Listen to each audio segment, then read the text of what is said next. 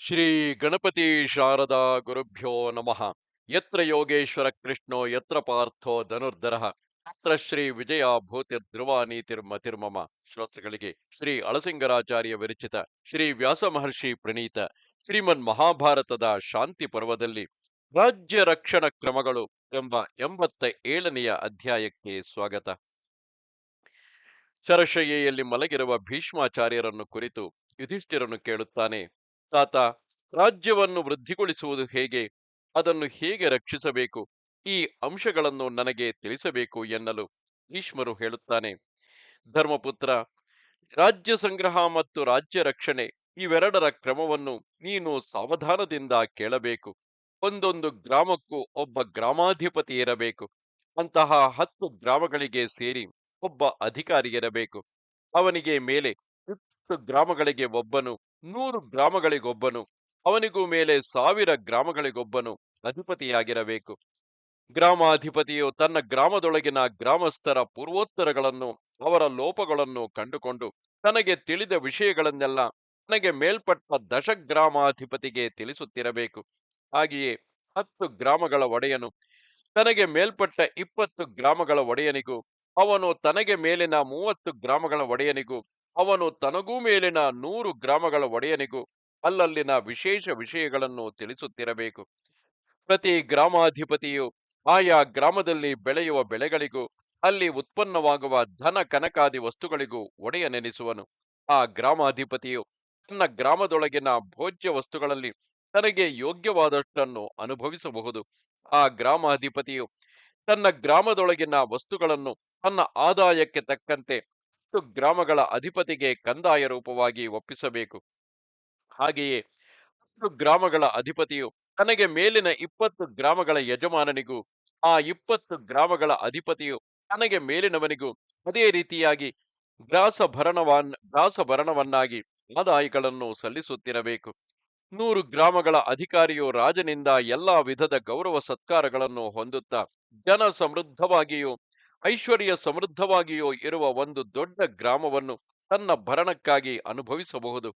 ಆದರೆ ಆ 100 ಗ್ರಾಮಗಳ ಅಧಿಪತಿಯು ಅವನಿಗೆ ಸೇರಿದ ಗ್ರಾಮಗಳು ಸಹಸ್ರ ಗ್ರಾಮಾಧಿಪತಿಯ ಅಧೀನತೆಯಲ್ಲಿ ಇರಬೇಕು. ಆ ಸಹಸ್ರ ಗ್ರಾಮಾಧಿಪತಿಯು ತನಗೆ ಸೇರಿದ ಭಾಗದಲ್ಲಿ ಉತ್ತಮವಾದ ಒಂದು ಶಾಖಾ ನಗರವನ್ನು, ಅಂದರೆ ಒಂದು ಚಿಕ್ಕ ಪಟ್ಟಣವನ್ನು ತನ್ನ ಭರಣಕ್ಕಾಗಿ ಇಟ್ಟುಕೊಳ್ಳಬಹುದು. ಅವನು ಅನೇಕ ಭಾಗದಲ್ಲಿ ರಾಜನಿಗೆ ಸಮಾನನೆನಿಸಿಕೊಂಡು ತನ್ನ ನಗರದಲ್ಲಿಯೇ ಧನ ಧಾನ್ಯ ಕನಕಾದಿ ವಸ್ತುಗಳನ್ನೆಲ್ಲ ಇಷ್ಟಾನುಸಾರವಾಗಿ ಅನುಭವಿಸಬಹುದು. ಅವನು ತನ್ನ ಆಳ್ವಿಕೆಗೊಳಪಟ್ಟ ಸ್ಥಳದಲ್ಲಿ ಯುದ್ಧ ಕಾರ್ಯಗಳನ್ನು, ಗ್ರಾಮಾಭಿವೃದ್ಧಿಗೆ ಸಂಬಂಧಪಟ್ಟ ಕಾರ್ಯಗಳನ್ನು ಗಮನಿಸುತ್ತಾ ಎಚ್ಚರಿಕೆಯಿಂದಿರಬೇಕು. ಈ ಎಲ್ಲ ಅಧಿಕಾರಿಗಳ ಮೇಲೆ ಧರ್ಮಜ್ಞನಾದ ಮುಖ್ಯಮಂತ್ರಿಯೊಬ್ಬನು ಎಚ್ಚರಿಕೆಯಿಂದ ಅಲ್ಲಲ್ಲಿನ ಪೂರ್ವೋತ್ತರಗಳನ್ನು ತಿಳಿಯುತ್ತಿರಬೇಕು. ಒಂದೊಂದು ನಗರದಲ್ಲಿಯೂ ಅಲ್ಲಲ್ಲಿನ ಸಮಸ್ತ ವಿಷಯಗಳನ್ನು ವಿಚಾರಿಸುವುದಕ್ಕಾಗಿ ಅಧಿಕಾರಿಯೊಬ್ಬನಿರಬೇಕು. ಅವನು ನಕ್ಷತ್ರಗಳ ನಡುವೆ ಕಾಣಿಸುವ ಒಂದು ಘೋರ ರೂಪವಾದ ಗ್ರಹದಂತೆ ಅಲ್ಲಲ್ಲಿನ ಎಲ್ಲ ಅಧಿಕಾರಿಗಳಿಗೂ ಮೇಲಾದ ಸ್ಥಾನದಲ್ಲಿದ್ದು ತನ್ನ ಕೈ ಕೆಳಗಿನ ಅಧಿಕಾರಿಗಳನ್ನೆಲ್ಲ ಎಚ್ಚರಿಕೆಯಿಂದ ನೋಡುತ್ತಿರಬೇಕು. ಮೇಲಧಿಕಾರಿಯು ತನ್ನ ಕೈ ಕೆಳಗಿನ ಅಧಿಕಾರಿಗಳ ವ್ಯವಹಾರಗಳನ್ನೆಲ್ಲ ರಹಸ್ಯವಾಗಿ ದೂತರಿಂದ ತಿಳಿದುಕೊಳ್ಳುತ್ತಿರಬೇಕು.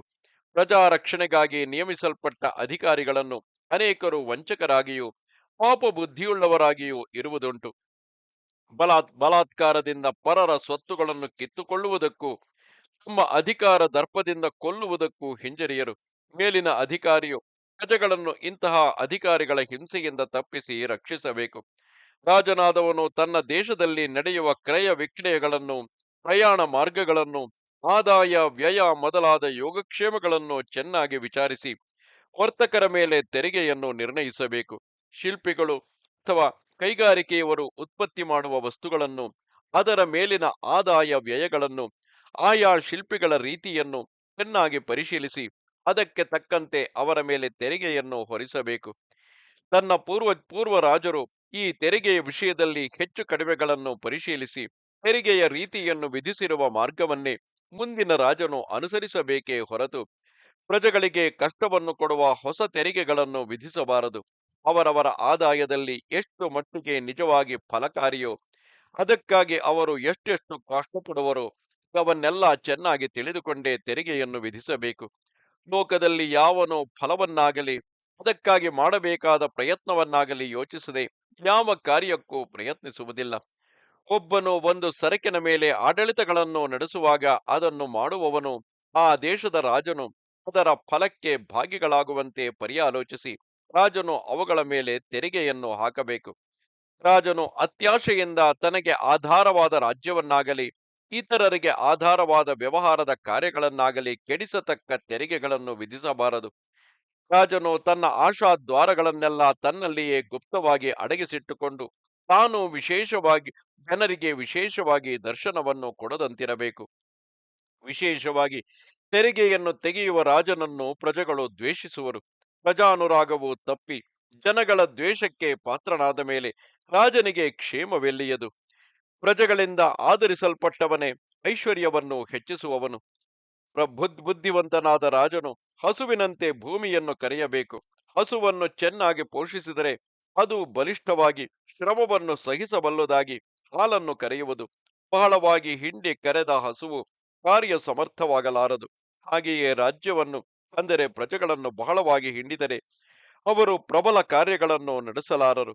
ಯಾವ ರಾಜನು ತನ್ನ ರಕ್ಷಣೆಯನ್ನು ನೋಡಿಕೊಂಡು ಪ್ರಜೆಗಳನ್ನು ಅನುಗ್ರಹ ಬುದ್ಧಿಯಿಂದ ಕಾಣುತ್ತಾ ಬಲಾತ್ಕಾರವಿಲ್ಲದೆ ತನಗೆ ಸುಲಭವಾಗಿ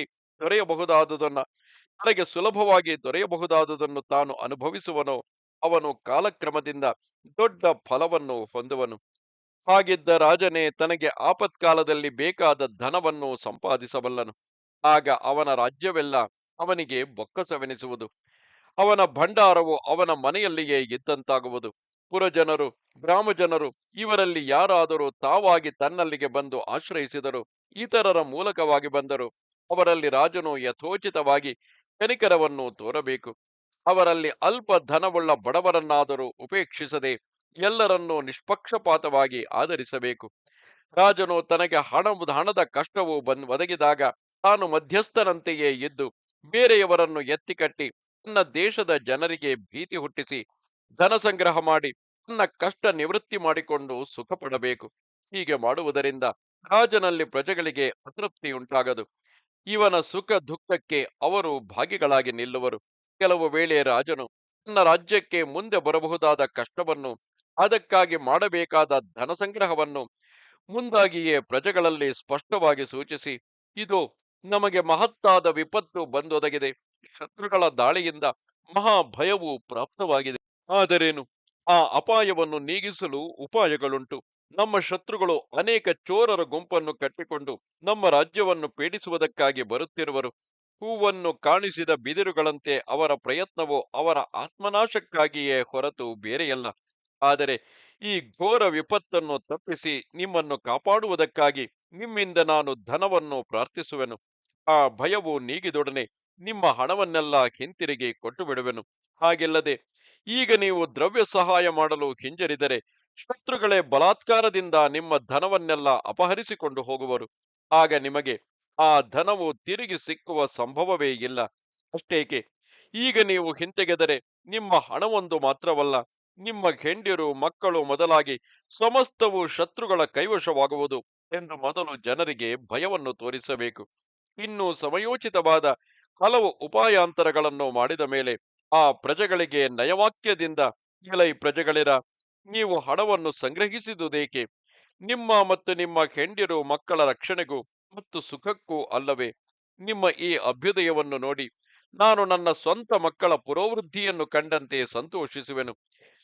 ನಮ್ಮ ರಾಜ್ಯಕ್ಕೂ ಪ್ರಜೆಗಳಾದ ನಿಮಗೂ ಬಂದ ವಿಪತ್ತನ್ನು ತಪ್ಪಿಸುವುದಕ್ಕಾಗಿ ನಿಮಗೂ ಕಷ್ಟವಾಗದಂತೆ ನಿಮ್ಮ ಶಕ್ತಿಗೆ ತಕ್ಕಷ್ಟು ಹಣವನ್ನೇ ನಿಮ್ಮಿಂದ ತೆಗೆಯುವೆನು. ಆಪತ್ಕಾಲದಲ್ಲಿ ಎಲ್ಲವೇ ನೀವೆಲ್ಲರೂ ಒಂದಾಗಿ ನನಗೆ ಕೈಕೊಟ್ಟು ಸಹಾಯ ಮಾಡಬೇಕು. ಈ ಆಪತ್ಕಾಲದಲ್ಲಿಯೂ ನೀವು ಹಣದಲ್ಲಿ ಅಷ್ಟು ಪ್ರಿಯವನ್ನು ತೋರಿಸಬಾರದು ಎಂಬಿ ರೀತಿಯಲ್ಲಿ ಮೃದು ಮಧುರವಾದ ಉಪಚಾರ ವಾಕ್ಯಗಳನ್ನು ಹೇಳಿ ತನ್ನ ಅಧಿಕಾರಿಗಳೆಂಬ ಹಗ್ಗದ ಮೂಲಕ ಪ್ರಜೆಗಳ ಧನವನ್ನು ಸೆಳೆಯಬೇಕು. ವೈಶ್ಯರಲ್ಲಿ ದಂಡಯಾತ್ರೆಗಾಗಿ ತಾನು ಹೊರಡುವ ಪ್ರಯತ್ನ, ಭೃತ್ಯರನ್ನು ಪೋಷಿಸಬೇಕಾದ ಅವಶ್ಯಕತೆ, ಇವುಗಳಿಗೆಲ್ಲ ಆಗುವ ವೆಚ್ಚ, ಶತ್ರುಗಳು ದಂಡೆತ್ತಿ ಬರುವುದರಿಂದ ಆಗುವ ಭೀತಿ, ಅವರ ಯೋಗಕ್ಷೇಮ ಚಿಂತೆ, ಈ ಅಂಶಗಳನ್ನೆಲ್ಲ ಸ್ಪಷ್ಟವಾಗಿ ತೋರಿಸಿ ಅವರಿಂದ ಹಣವನ್ನು ಸೆಳೆಯಬೇಕು. ಕೃಷಿ ವಾಣಿಜ್ಯಗಳನ್ನು ಮಾಡತಕ್ಕ ವೈಶ್ಯರನ್ನು ರಾಜನು ಉಪೇಕ್ಷೆ ಮಾಡಿದರೆ ಅವರು ದೇಶವನ್ನು ಬಿಟ್ಟು ಕಾಡಿಗೆ ಓಡಿಹೋಗಿ ನಿರ್ಮೂಲವಾಗಿ ಕೆಟ್ಟು ಹೋಗುವರು. ಅವರ ನಾಶದಿಂದ ರಾಜ್ಯಕ್ಕೆ ಹಾನಿಯಾಗುವುದು.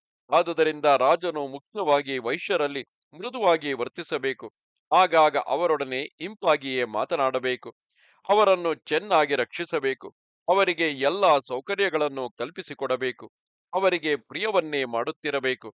ಅವರಿಗೆ ಪ್ರಿಯವನ್ನು ಸೌಖ್ಯವನ್ನು ಉಂಟು ಮಾಡುತ್ತಾ ಅವರಿಗೆ ಲಾಭಕರವಾದ ಕಾರ್ಯಗಳಿಗೆ ಮೇಲೆ ಮೇಲೆ ಅವಕಾಶವನ್ನುಂಟು ಮಾಡಬೇಕು. ಆ ವೈಶ್ಯರಿಂದಲೇ ದೇಶದಲ್ಲಿ ಕೃಷಿ ವಾಣಿಜ್ಯಗಳು ವೃದ್ಧಿಗೆ ಬಂದು ಅದರಿಂದ ರಾಜ್ಯದ ಐಶ್ವರ್ಯವು ಬಲವು ಆಡಳಿತವು ಹೆಚ್ಚುವುದು. ಆದುದರಿಂದ ರಾಜನು ವೈಶ್ಯರನ್ನು ವಿಶೇಷವಾಗಿ ಆದರಿಸಬೇಕು.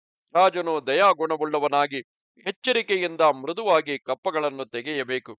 ವೈಶ್ಯರಿಗೆ ಪ್ರಿಯವನ್ನು ಉಂಟು ಮಾಡುವುದು ಸುಲಭವೇ.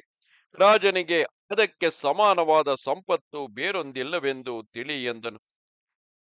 ಇದು 87ನೆಯ ಅಧ್ಯಾಯವು. ನಮಸ್ತೆ ಶಾರದೆ ದೇವಿ, ಕಾಶ್ಮೀರ ಪುರವಾಸಿನಿ, ತ್ವಾಮಹಂ ಪ್ರಾರ್ಥೆಯೇ ನಿತ್ಯಂ, ವಿದ್ಯಾದಾನಂಚ ದೇಹಿವೆ. ನಮಸ್ಕಾರ.